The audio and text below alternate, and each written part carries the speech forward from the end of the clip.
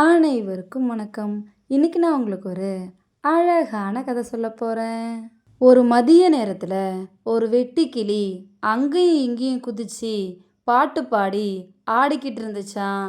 அப்போ ஒரு எறும்பு அரிசி ஒன்று எடுத்துக்கிட்டு அதே பாதையில தன்னோட வீட்டுக்கு போய்கிட்டு இருந்துச்சாம். அதை பார்த்த வெட்டுக்கிளி எறும்பு கிட்ட, இப்ப என்ன அவசரம்? கொஞ்ச நேரம் என்னை போல நீயும் என் கூட விளையாடலாம்ல அப்படின்னு கேட்டுச்சான். அதுக்கு எறும்பு, இன்னும் கொஞ்ச நாள்ல வெயில் காலம் முடிஞ்சு மழைக்காலம் ஆரம்பிக்க போகுது. மழை காலத்துல யாராலையும் வெளில போக முடியாது. அதனால அந்த நேரத்துக்கு தேவையான உணவை இப்போல இருந்தே நான் என் வீட்டில் சேகரித்து வச்சுக்கிட்டு இருக்கேன் அப்படின்னு சொல்லிச்சான். உடனே வெட்டுக்கிளி, மழைக்காலம் வர இன்னும் நிறைய நாள் இருக்கு, நான் ஜாலியாக விளையாட போகிறேன் அப்படின்னு சொல்லிட்டு டான்ஸ் ஆடிக்கிட்டே போச்சான். கொஞ்ச நாளுக்கு அப்புறம் வெயில் காலம் முடிஞ்சு மழைக்காலம் ஆரம்பிச்சுதான்.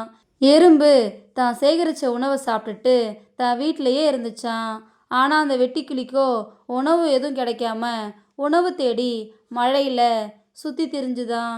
அப்போ வெட்டுக்கிளிக்கு எறும்பு உணவு சேகரித்து வச்சுருக்கோம், அதுக்கிட்ட கேட்டு பார்க்கலாம் அப்படின்னு ஒரு யோசனை வந்துச்சான். வெட்டுக்கிளி எறும்போட வீட்டுக்கு வந்து எறும்புக்கிட்ட, எனக்கு ரொம்ப பசிக்குது, ஏதாவது உணவு கிடைக்குமா அப்படின்னு கேட்டுச்சான்.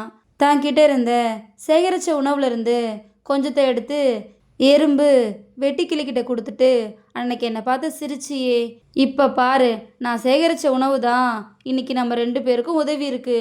இனிமே நீ எப்போவும் சோம்பல் இல்லாமல் வெயில் காலத்தில் மழை காலத்துக்கு தேவையான உணவை சேமித்து வச்சுக்கோ அப்படின்னு சொல்லிச்சான். காலம் நேரம் பார்க்காம உழைச்சா வாழ்க்கை ரொம்ப நல்லா இருக்கும் அப்படின்னு அந்த வெட்டுக்கிளிக்கு புரிஞ்சுதான். இதோட இந்த கதை முடிஞ்சிருச்சு. கடின உழைப்பு உடனடியாக பலன் தரலைனாலும் என்னைக்காவது ஒரு நாள் கண்டிப்பாக பலன் தரும். அதை தான் இந்த கதை நமக்கு சொல்லுது.